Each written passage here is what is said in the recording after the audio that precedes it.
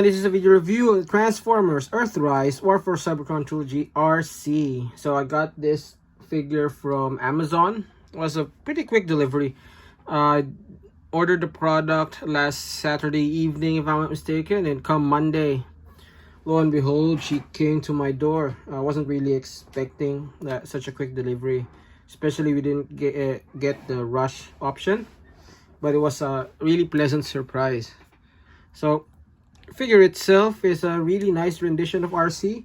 I wouldn't say she's a better transformer than the previous version of Arcee that we got, but she is definitely, you know, better figure, if that makes sense, and we'll go through that as we go through the review. But anyway, let's take a look at the packaging first. So she does come with the standard Earthrise packaging. She is figure number E17. Nice image of Arcee there. Standard Earthrise packaging there. Arcee in robot and vehicle mode. She also comes with the standard backdrop, and this particular backdrop references two places. So references Dominus and Junkion. Pretty cool. And then she also comes with the standard set of instructions. Par for the course for Earthrise. Pretty clean and pretty clear. Okay, taking a closer look at Arcee. She is not a bad figure. I'd say she is the best rendition of G1 Arcee that we've gotten. Arguably better than this one in some regards, although I think some people would take this over that, and then we'll go through that in a bit. But as a figure, I think she really works out very well. Lots of nice articulation here and there. The ability to remove this without doing surgery on the figure is a big plus as well. Yeah, really nice figure. So let's take a closer look at her, right? So she does have that really nice Arcee head sculpt. The proportions are really nice. I like the proportions on this one over this one. I mean, this one comes off as a little bit too thick, if you know what I mean. Still a good figure, but I prefer this one. Less, still feminine, but less feminine, if that makes sense. Yeah, lots of sculpted, molded on detail, which is nice. Again, fairly nice flat backpack without that. So yeah, now she does come with two accessories, if you count this as an accessory. One is this semi-translucent kind of gun, which does have all the molded in detail, though I wish they didn't use this transparent plastic or translucent. It does have that peg that can peg either here loosely or there. Now it does peg there very tight, so I'll not peg it in all the way. So yeah, it's the way to store, if a bit, you know. Anyway, so that's that. Let's do some comparisons. So here she is with some of the other fembots we've gotten across the years. So here she is with Titan's Return. Stand up, Windblade. Not too stable, huh, Windblade. Here she is with Studio Series Shatter.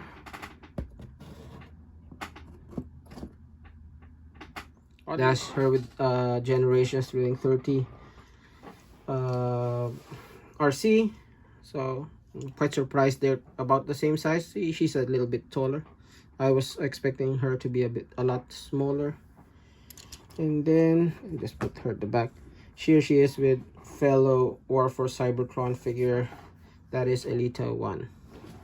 Okay, so transforming this figure, first off, let me show you how to attach the backpack. So as you can see, there's just these slots there, and there's these posts here. and you're just supposed to slide that in, and then that hook part will catch on this spring-loaded hook. So it doesn't work well just because there's not much support there, so it is a little bit wobbly on the spring, but it does work. That said, I don't think it's pretty secure. It's pretty easy to dislodge it during transformation.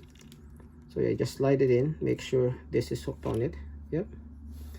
And then just to complete the robot mode, the same slots where you can store the gun, you can actually peg those pegs there. So yeah, that's it. So it's fairly secure.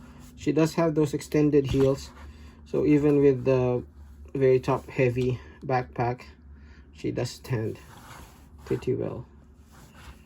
Right. Now, one thing I wanted to note, make sure the white part is all the way down. Okay, it's not taped in too securely. Yeah, make sure that this white part is all the way down and it's not compressed there. I used to have this transform compressed there, and that led to some stress marks on the post. Just to be wary, make sure it's flush with the silver there. Okay, so now that's attached, let's go for the transformation. First step of the transformation, let's just work on the upper body first. Supposed to turn the head around. Now I'm supposed to okay, flip that up. Now if you haven't, extend it all the way out and then flip this out. So find a position where there's clearance. There you go. There you go. And then unpeg the back part and rotate it. Now you're supposed to compress this all the way down until that slots in there, and that pegs in very tightly. It gets hard to remove it later on, but you know, what can you do? So let's just compress that all the way.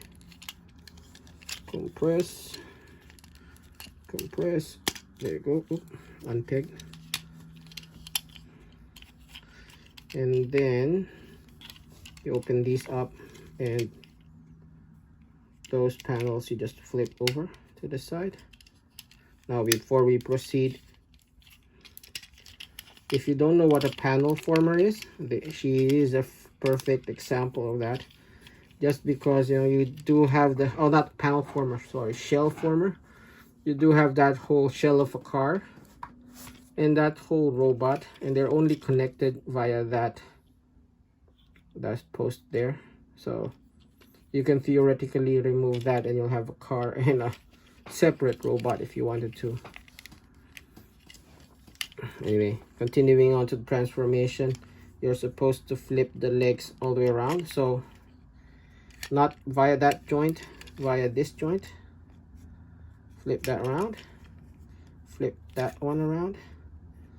Okay, now you fold this figure down, so there is a hole right there, and what you want to do is you want to put that post into that hole, so it doesn't peg but it rests in there.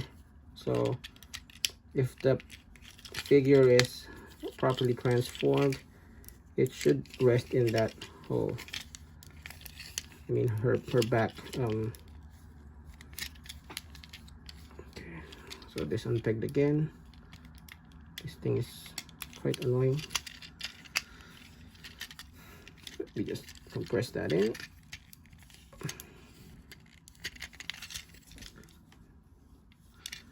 Some reason you wanna fight me during the video. There you go. And then you fold this fist all the way back. So we're just gonna rest.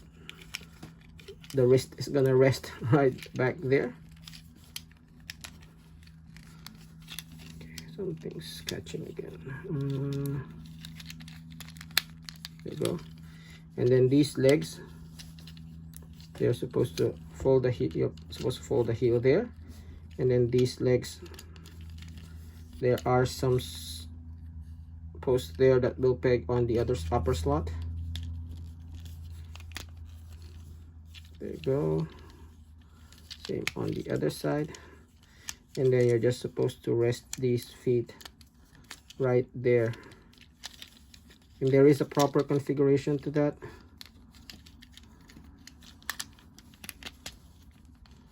As well. But yeah, with that properly lined up, you do have Arcee in her little bit pudgy vehicle mode. So yeah, now just as a quick comparison, here is Arcee with the original generations Arcee. So you can see this one is the better car mode, I think. Again, this one just comes up a bit pudgy. I think proportions of this one is a lot better. But yeah, and the bottom does clean up better on this one as well.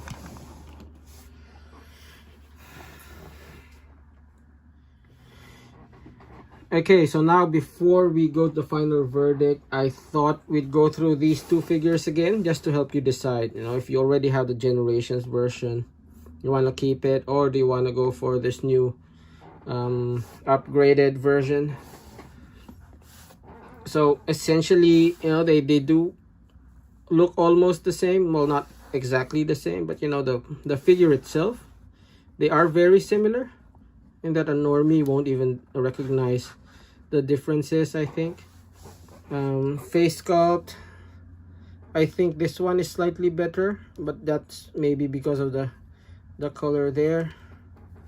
This one does have a lot more paint apps, but this one is a lot more G1 accurate.